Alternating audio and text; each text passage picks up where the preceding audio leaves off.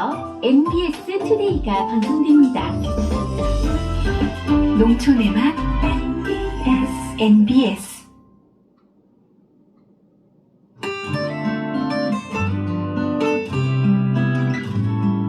사랑이 가득한 MBS, 행복이 가득한 MBS. 한국농업방송.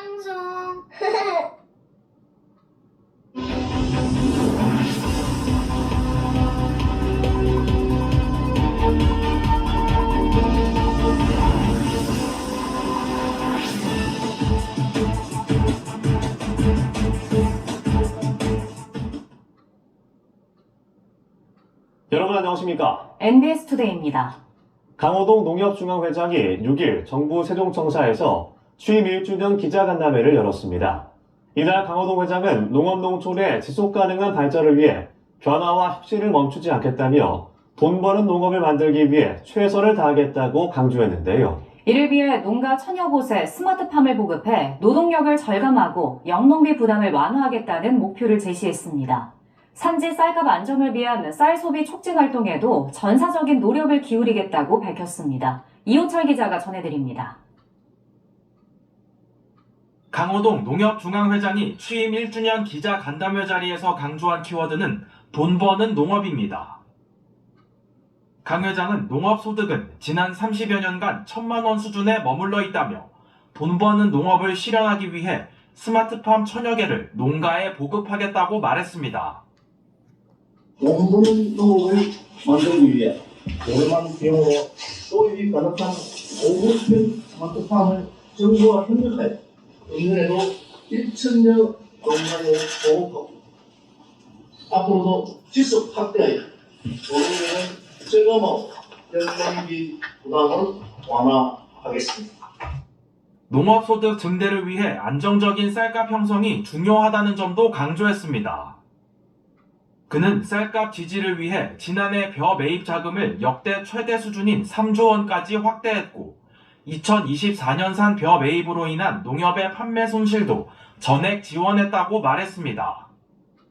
그러면서 올해도 아침밥 먹기 운동을 비롯한 다양한 쌀 소비 촉진 활동을 전사적으로 추진하겠다며 국내 쌀 소비 확대를 위한 노력을 지속하겠다는 뜻을 밝혔습니다.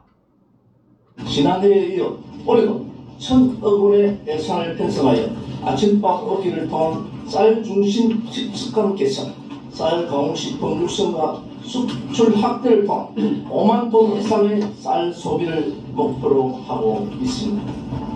이러한 쌀 소비 문화가 일상에 자리 잡으며 농업소득 증대와 국민 건강에도 긍정적인 효과가 있을 것으로 기대합니다. 지역 농축협과 함께하는 농협을 구현하겠다는 포부도 밝혔습니다. 강 회장은 무이자 자금을 올해 16조 원까지 확대해 농축협 경제사업 활성화를 적극 지원하겠다며 2027년까지 20조 원으로 늘리는 것을 목표로 하겠다고 말했습니다. 아울러 상호금융 예금자보호기금의 자금운용 수익성을 개선해 약 700억 원의 농축협 예금보험료를 경감하고 매년 100곳의 농축협을 대상으로 맞춤형 경영 컨설팅을 제공하겠다고 덧붙였습니다. 유통혁신과 영농 지원을 차질 없이 진행하겠다는 계획도 내놨습니다. 강 회장은 온라인 플랫폼과 하나로마트 등 범농협 네트워크를 활용해 물류비용을 절감하겠다며 농촌인력중개센터 확충과 무기재비료 지원 예산 반영 등을 통해 농민 실익 확대에 앞장서겠다고 밝혔습니다. 범농협의 네트워크를 집중한 유통 혁신으로 물류비 경감을 통한 농업소득 증진에 이바지하겠습니다. 농촌인력중개센터 확충, 공공형 계절 근로사 확대와 같은 농민 영농 지원도 차질 없이 진행하겠습니다. 한편 강호동 회장은 지난해 1월 25일 17년 만에 직선제로 치러진 농협중앙회장 선거에서 당선돼 같은 해 3월 7일 임기를 시작했습니다. 그는 지난 1년 동안 농협을 이끌며 산지 쌀값 안정과 이상기후 피해 농가 지원에 앞장섰다는 평가를 받고 있습니다. 강 회장은 올해도 국민에게 사랑받는 농협으로 거듭나기 위한 사업을 지속적으로 추진한다는 계획입니다. 특히 농촌 왕진버스와 사랑의 집 꼬치기 등 사회 공헌 활동을 확대해 농협의 공익적 역할을 더욱 강화하겠다는 방침입니다. MBS 이호철입니다. 농촌 일손 연결 우수 사례 현장을 찾아가는 연속기획 8번째 순서입니다. 본격적인 영농철에 접어들면서 지자체마다 수십 명에서 수백 명의 외국인 계절 근로자를 맞이하고 있습니다. 이런 가운데 계절 근로자와 농가 모두의 높은 만족도를 이끌어내며 근로자 무단 이탈률 0%를 달성한 곳이 있는데요. 바로 반딧불 축제로 유명한 전북 무주군입니다. 현지 면접을 진행해 철저한 검증으로 근로자를 선발하고 영농 숙련자와 초보자를 함께 배치하는 방식이 성공 비결이라고 하는데요. 3년 전부터 공공형 계절근로 사업을 추진해온 무주농협의 이야기를 찾아가 보겠습니다. 손현진 기자입니다. 전북 무주군 안성면의 한 딸기 육묘장입니다. 외국인 근로자들이 육묘 포트를 소독하느라 여념이 없습니다. 이 농가는 8월 말이면 서량 딸기 모종 150만 주를 전국에 출하합니다. 어미묘 정식 시기인 3월 중순이 되기 전에 육묘장 내부의 병원균을 깨끗이 없애야 하는데 수작업이 필요해 많은 일손이 들어갑니다. 이에 이곳 농가는 지난 2일 라오스 출신의 계절 근로자 9명을 배정받았습니다. 이 중 4명은 지난해 계절 근로를 성실히 마쳐 이번에 재입국한 숙련 근로자입니다. 한창 바쁠 때는 외국 인력을 많으면 20명까지 배정받는 이일남 농가에게 이제 계절 근로자는 없어선 안 될 존재입니다. 너무 좋아요. 진짜 감사해서 얻고 다니고 싶어요. 이 코로나 전부터 너무 힘들게 일을 하다 보니까 군에서 농림에서 이 어려움을 농민을 위해서 타개를 해주는 거거든요. 너무 고맙죠. 이 제도가 꾸준히 오래오래 지속됐으면 좋겠습니다. 무주군의 계절근로 사업은 무단이탈 제로라는 의미 있는 성과를 내며 전국 지자체 사이에서 벤치마킹 열풍을 일으키고 있습니다. 강원부터 제주까지 전국에 걸쳐 무주의 채용 모델을 참고하려는 계절근로 사업 주체들이 앞다퉈 무주농협을 찾고 있습니다. 그래서 제가 한 10년 전부터 필리핀 신랑시하고 MOU 체결을 해서 계속 유지를 하고 했었거든요.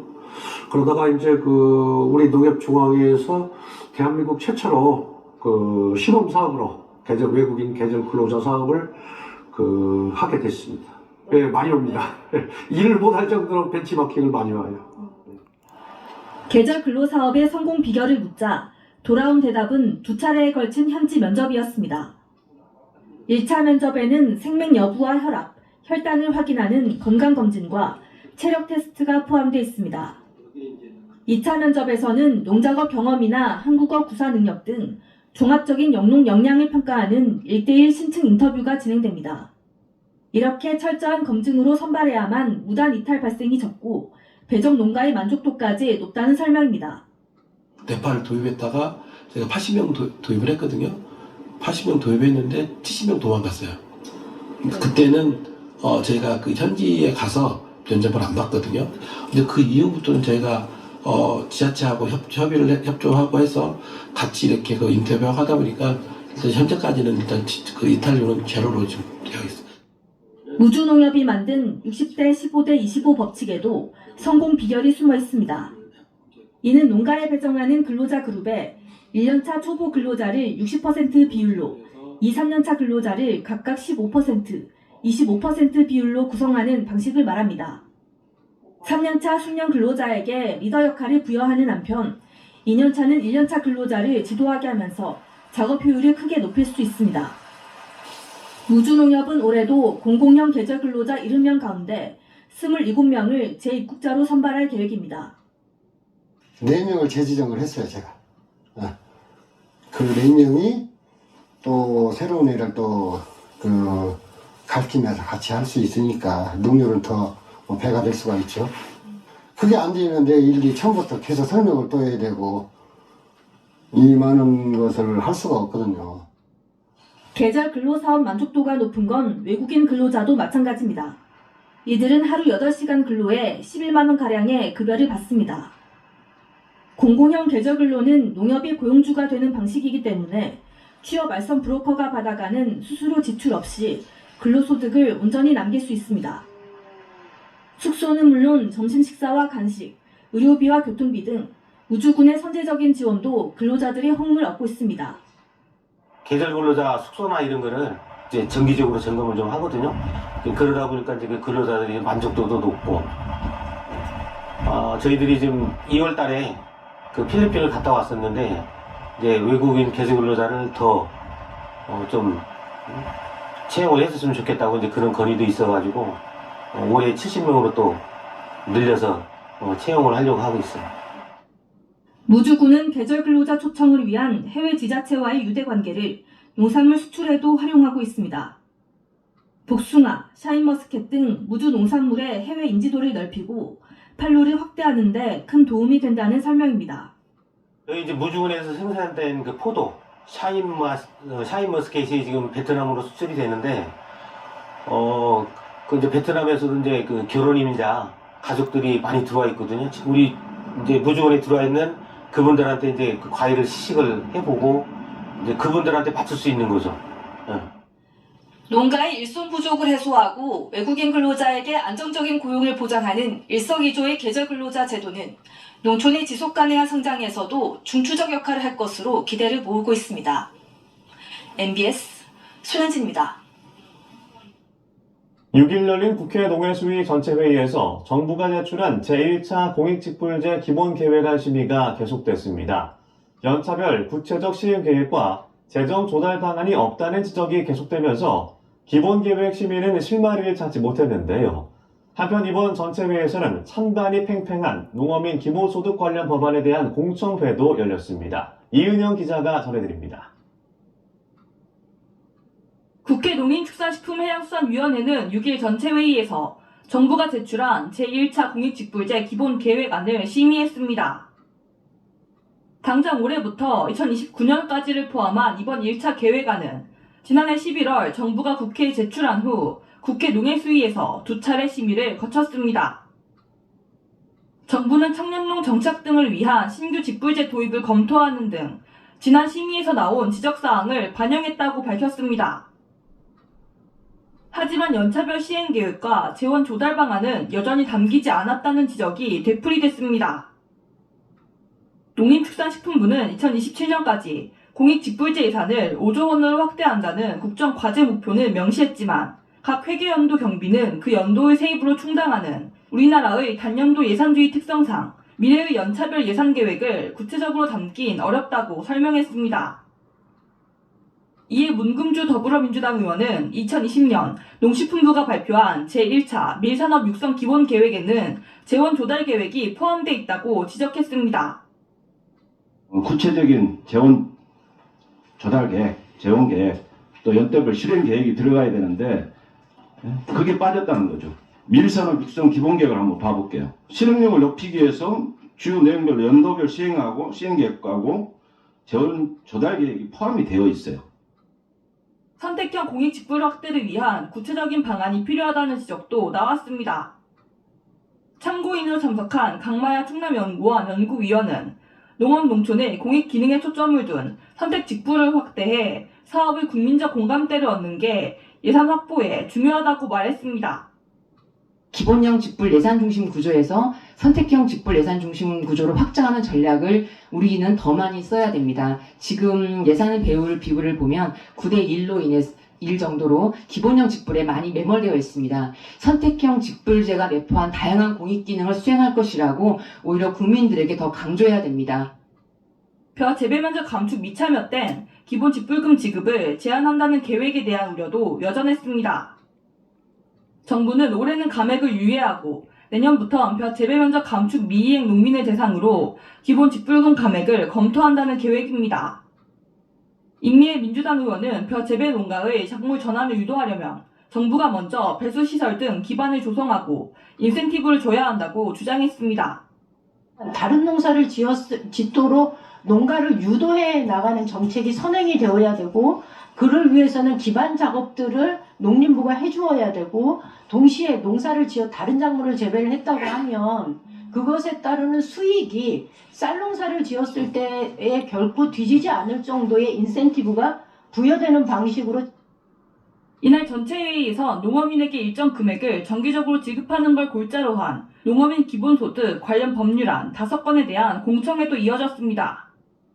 서범균 농어촌 기본소득운동 전국연합정책실장은 농촌 기본소득 도입 후 인구가 증가한 경기 연천군 청산면의 사례를 들며 지방 소멸을 막기 위해 농어민 기본소득이 필요하다고 주장했습니다. 반면 이날 공청회에 참석한 청년농들은 월 10에서 15만 원 수준의 기본소득은 청년의 농촌 유입을 이끌기엔 역부족이라며 농촌 인프라 개선과 스마트팜 등에 예산을 투자하는 게 더 효과적이라는 입장을 밝혔습니다. MBS 이윤영입니다. 이어서 간추린 소식입니다. 경기도가 도심 내 유휴 공간과 농촌 지역 폐교 등을 활용해 스마트팜을 조성하고 취약계층 일자리를 창출하는 사회혁신형 스마트팜 구축 사업을 본격 추진합니다. 이번 사업은 도시명 스마트팜과 체류형 농촌 스마트팜 두 가지 형태로 추진됩니다. 도시명 스마트팜을 통해 지역 주민들에게 농업 체험의 기회를 제공하고 체류형 농촌 스마트팜으로 농촌 경제 활성화와 고령화 문제 해결에 기여할 계획입니다. 사업에 선정되면 재배환경 구축 시설비, 작물 생산용 시설 장비 등 스마트팜 구축비와 부속 시설비를 지원받을 수 있습니다. 신청 대상은 경기도 내 지자체, 사회적 협동조합, 농업인 등이며 3월 24일까지 대상 사업지 관할 시군에 신청서를 제출하면 됩니다. 소병훈 더불어민주당 의원이 포전 매매 시 서면 계약을 의무화하도록 하는 농수산물 유통 및 가격 안정법 일부 개정 법률안을 대표 발의했습니다. 포전 매매는 저장성이 떨어지는 작물에 대해 생산자가 작물 수확 전 경작 상태에서 매매 계약을 맺는 거래 방식입니다. 그러나 추락이 가격이 폭락할 경우 일방적인 계약 파기 등 농가의 피해가 발생해 거래가 불안정했습니다. 현행법은 포전 매매 시 서면 계약 의무화를 위한 제도를 운영하고 있지만 사실상 단속이 이루어지지 않고 있어 실효성이 떨어진다는 지적이 있었습니다. 이에 소병훈 의원은 포전 매매 시 계약 내용을 의무적으로 신고하도록 하고 표준 계약서를 사용하는 당사자에게 재정적, 행정적 지원을 할 수 있는 법적 근거를 신설하도록 하는 내용을 법안에 담았습니다. 농협식품이 100% 신동진 햅쌀로 만든 농협 통가래떡을 출시했습니다. 이번 신제품은 농협 미국 종합처리장에서 24시간 이내에 도정을 마친 신선한 우리쌀로 만들었으며 반죽을 3번 치대어 쫄깃한 식감을 살린 것이 특징입니다.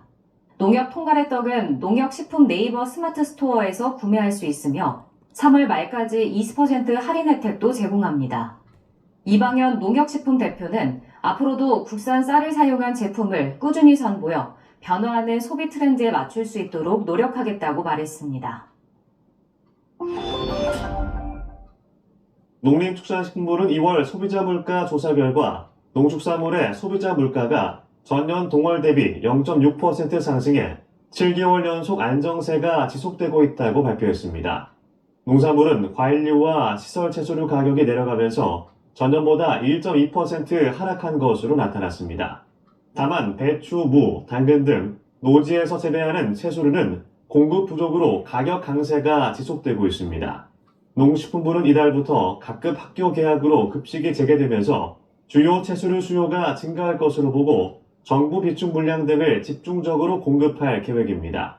특히 배추, 무 등 공급량이 부족한 품목은 할당관세 적용 등을 통해 수입량을 늘려 김치업체, 식자재 업체 등 실수요자 중심으로 공급할 방침입니다. 충남 공주시가 올해 시범 추진하는 체류형 작은 농장인 공주여 유 입주자를 모집합니다. 공주여 유는 농촌 인구 감소에 대응하기 위해 지방소멸기금 약 5억 원을 활용해 추진되는 사업입니다. 공주여 유는 공주시 우성면 한방 웰리스 마을에 19.8제곱미터 규모의 다락방을 갖춘 2층 하우스 6채로 조성됐으며 각 하우스는 33제곱미터 규모의 농장을 갖추고 있습니다. 입주 신청은 이달 19일부터 21일까지며 입주 보증금은 50만 원, 연간 임대료는 480만 원입니다. 공주 외 지역에 1년 이상 거주한 온누리 공주시민 가입자는 누구나 입주 모집에 신청할 수 있습니다.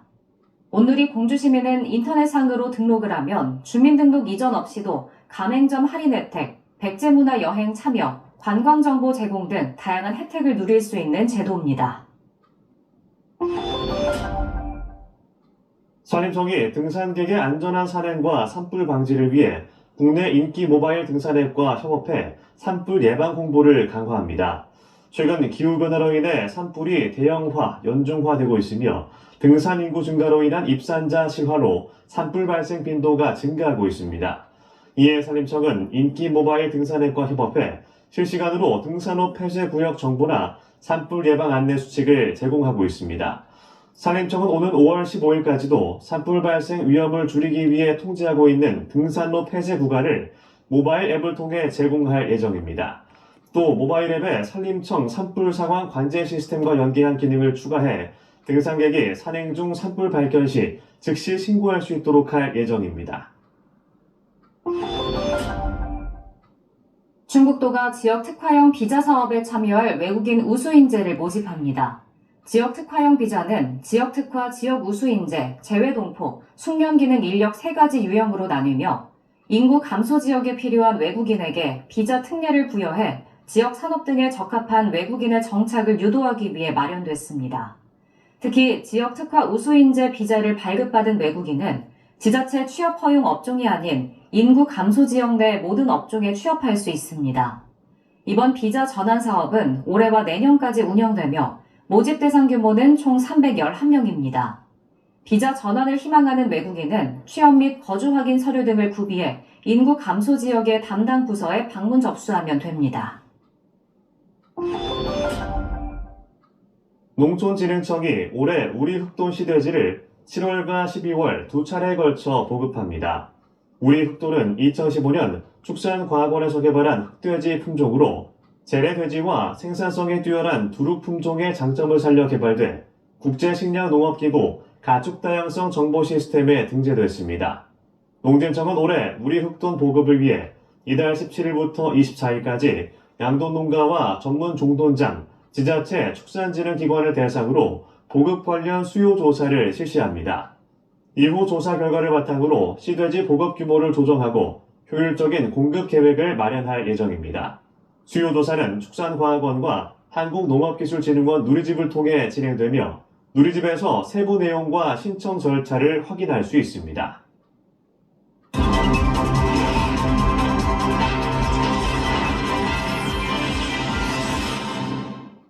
가락동 365 지난 한 주간 주요 농산물 거래 시황 살펴보겠습니다. 먼저 첫 번째 품목입니다. 깐족파 10kg 상품 기준 최근 일주일 평균 가격입니다. 3월 1일 거래 첫날 가장 높은 가격에서 출발했습니다. 13만 7천원대에서 시작을 했고요. 이후 주 중반까지는 가격 조금씩 하락하기 시작합니다. 하락폭이 크지 않았지만 3월 5일을 기점으로 한 차례 크게 떨어졌습니다. 마지막 날에도 한 차례 더 하락하면서 3월 7일 6만 2천원대에서 거래 마쳤습니다. 네, 최고가 흐름도 비슷한 흐름을 보였습니다. 역시 첫날 가장 높았던 15만 3천원 최고가에서 출발을 했고요. 하락폭이 크지 않았지만 역시 계속해서 점진적으로 하락을 했습니다. 역시 비슷하게 5일을 기점으로 이틀 동안 크게 떨어졌고요. 마지막 날 7만 1,000원에서 거래 마쳤습니다. 오이맛고추 10kg 상품 기준 최근 일주일 평균 가격입니다. 첫날 11만 1,000원대에서 시작을 했습니다. 역시 최고가였고요. 주 중반까지는 가격 조금씩 떨어집니다. 한 차례 오르는 듯 했지만 역시 다시 한번 소폭 하락하면서 3월 6일에는 82,700원대 최저가를 기록했습니다. 다음날 소폭 오르면서 마지막 날 84,000원대에서 거래 마쳤습니다. 네, 최고가 흐름 보시겠습니다. 역시 3월 1일 첫날 11만 8천원대 이날 최고가 기록했습니다. 주 중반까지는 소폭 가격은 하락했고요. 역시 한 차례 오르는 듯 했지만 다시 한번 떨어집니다. 3월 6일에는 최저가 기록했고요. 8만 8천원이었습니다. 그리고 마지막 날이었던 7일 같은 가격인 8만 8천원에서 거래 마쳤습니다.